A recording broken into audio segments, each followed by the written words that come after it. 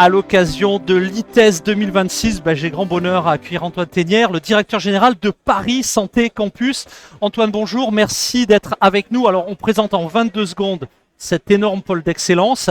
Et puis ce matin, on a eu la chance d'avoir un tour d'horizon des avancées les plus récentes. On va en 3 minutes essayer d'en synthétiser l'essentiel. Ça va pas être simple. Présentation de Paris Campus et évidemment les projets en cours et la dynamique. Ouais, merci beaucoup. Alors, Paris Santé Campus, c'est un écosystème d'innovation pour la santé d'un nouveau genre où on va rassembler sur un même site des acteurs publics, des acteurs privés, des étudiants, des soignants, des chercheurs, des entrepreneurs, des industriels, mais aussi des institutions et des patients pour pouvoir imaginer ensemble le futur de la santé dans un moment où l'innovation s'accélère et où on a besoin non seulement d'imaginer les nouvelles compétences pour la santé de demain, mais surtout de pouvoir agréger ces compétences-là pour qu'elles puissent produire et intégrer ces innovations plus rapidement.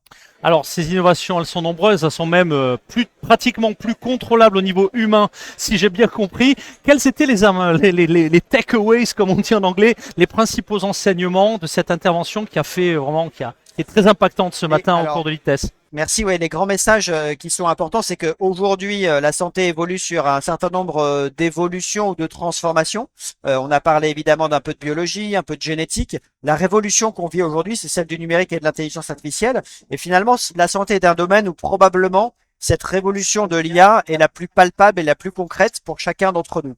Ce qui est très intéressant, c'est que ça permet d'aller beaucoup plus loin dans de nombreux domaines, le diagnostic, le traitement, la prévention, la personnalisation, etc.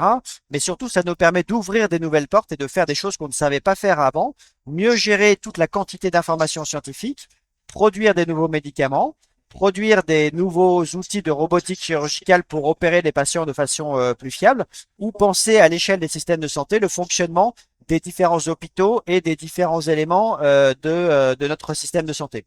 Et puis le dernier point que chaque patient a vu, c'est la possibilité d'avoir de plus en plus d'outils, que ce soit des montres connectées, des capteurs, etc., qui vont être soit portés, soit à domicile, pour sortir finalement le soin du contexte classique hospitalier et ouvrir à la maison tout un pan de prévention et de santé où chacun aura vraiment son domaine pour pouvoir se surveiller.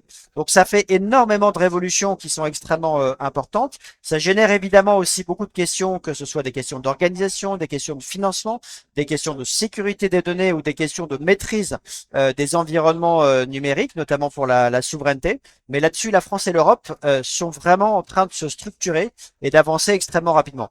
Un message extrêmement positif, constructif. En 22 secondes et en conclusion, il y a plein d'appels à projets, plein de dynamiques françaises, internationales. S'il y a un appel à lancer d'abord à la communauté de Lima, les innovation makers français et souverains, et puis plus généralement à l'ensemble des acteurs de la santé, quel serait le message de conclusion et les projets en cours au sein de Alors le du premier campus? message pour la santé, c'est que nous vivons réellement une vraie révolution et que chacun doit s'en saisir pour être acteur de cette révolution. C'est vraiment essentiel.